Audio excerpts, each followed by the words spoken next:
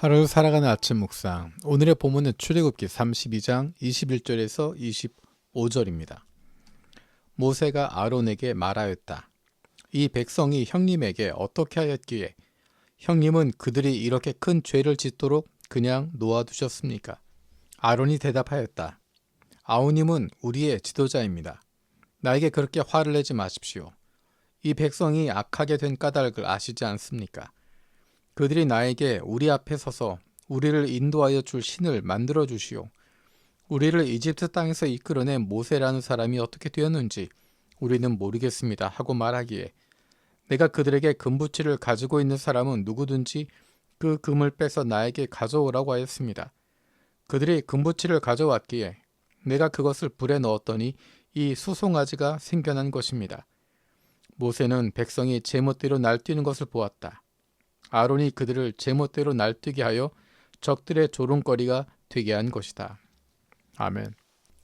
오늘 본문에는 모세가 시내산에 올라가서 하나님께 말씀을 받고 있는 동안에 백성들이 산 아래에서 금송아지를 만들었던, 그리고 그것을 섬겼던, 그 앞에서 뛰고 놀았던 그 장면을 보여주고 있습니다. 그 죄에 대해서 하나님이 분명하게 지적하고 있고 그것이 잘못된 것임을 분명하게 이야기합니다. 성경에서는 백성들의 죄를 이야기할 뿐만 아니라 그 중심에 아론이 있었다고 하는 것을 분명히 밝히고 있습니다. 32장 처음부터 아론이 등장합니다. 백성들이 아론에게 가서 요구를 하고 아론은 별다른 문제가 없이 그들을 위해서 우상을 만들어줍니다. 그리고 나서 나중에 모세가 그것에 대해서 비난하게 되니까 아론은 오늘의 본문에 나와 있는 이야기를 하는 겁니다. 나한테 이렇게 화내지 마십시오. 백성들이 그렇게 했습니다. 라고 이야기합니다. 한편으로는 당신이 보이지 않기 때문에 백성들이 그렇게 불안해한 겁니다. 라고 이해하는 모습을 보여주게 됩니다. 저는 32장, 33장을 보면서 많은 생각들을 하게 됩니다. 어쩌면 내가 만약에 책임자라고 한다면 가장 먼저 처벌할 사람, 가장 먼저 심판할 사람이 아론이어야 하지 않을까라는 생각을 합니다. 그가 가장 지도자의 모습에 있었고 모세가 없는 상황 가운데서 그것을 말려야 할 사람이었음에도 불구하고 그가 앞에 나서서 그 일을 선동하게 되었고 뿐만 아니라 모세 앞에서 변명하는 모습을 보면 얼마나 답답한지 모릅니다. 그런데 재미있는 것은 성경은 분명히 그의 잘못이다, 아론의 죄다, 아론이 그렇게 했다 라고 이야기하고 있지만 아론은 그 자리에서 심판하지 않습니다. 많은 사람들이 죽임을 당합니다. 많은 사람들이 죽습니다. 하지만 아론은 죽지 않습니다. 아론은 그들을 내버려 둡니다. 그가 나이가 들어 죽을 때까지 그를 그 자리에 둡니다. 왜 그러셨을까? 우리 마음에 쉽게 드는 생각은 죄를 지었으니 죽어야 된다. 죄를 지었으니 책임을 져야 된다. 그가 분명한 책임을 가지고 있다 라고 생각하게 됩니다. 그런데 하나님이 보시는 부분은 다른 것 같습니다.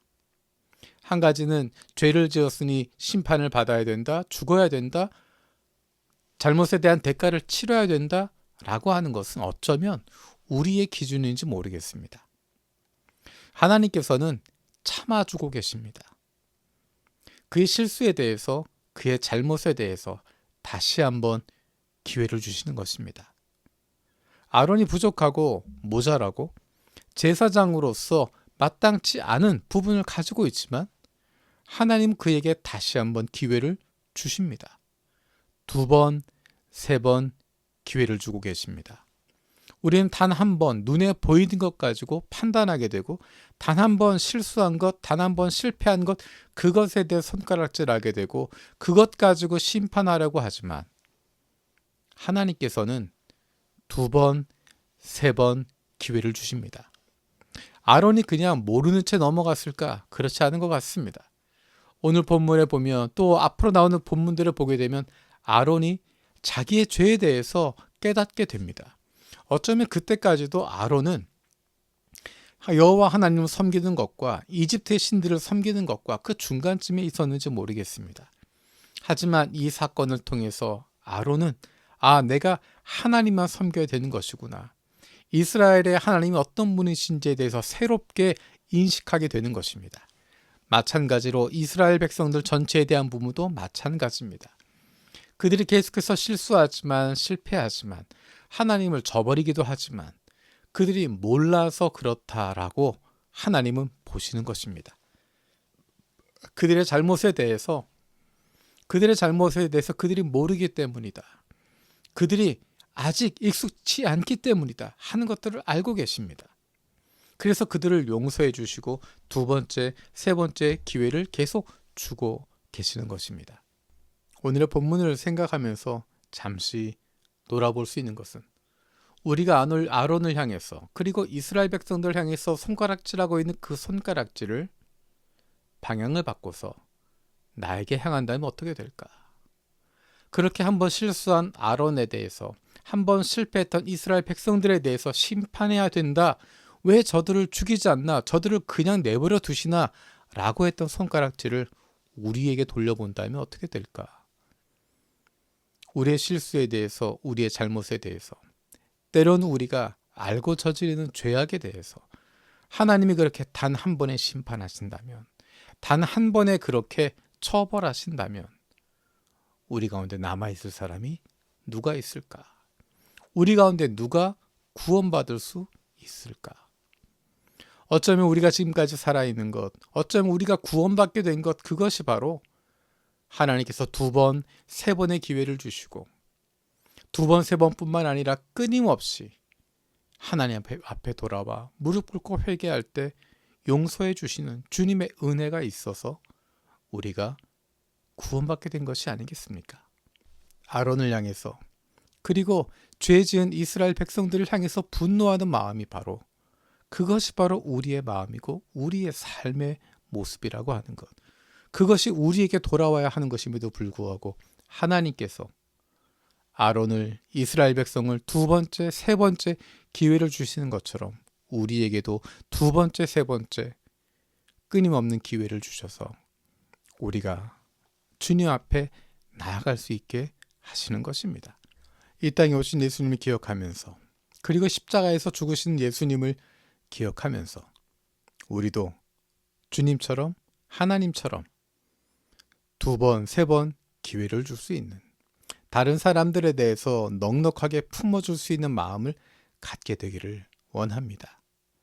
조금 더 너그러워질 수 있는, 조금 더 부드러워질 수 있는, 조금 더 불쌍히 여길 수 있는 마음을 갖게 되는 하나님의 사랑받는 자녀들 되기를 원합니다. 살아계신 아버지 하나님 감사드립니다. 아론의 모습을 보면서 금 송아지를 만들었던 이스라엘 백성들의 모습을 보면서 우리의 모습을 돌아봅니다. 두 번, 세 번 끊임없이 기회를 주셨던 주님의 그 모습으로 말미암아 아론이 변화되고 새로워졌던 것처럼 우리도 주님께서 기회를 주시고 기다려 주시고 우리를 일깨워 주심을 통해서 하나님을 만나게 되었음을 기억합니다. 우리도 주님처럼 넉넉한 마음을 품게 하여 주옵소서. 주님 우리를 불쌍히 여기시고 넉넉한 마음으로 바라보셨던 것처럼 우리도 다른 이들을 불쌍히 여기는 마음을 가지고 넉넉히 여기는 마음으로 배려할 수 있도록 품어줄 수 있도록 우리의 마음을 따뜻하게 만들어 주옵소서. 감사드리고 예수님의 이름으로 기도드립니다. 아멘.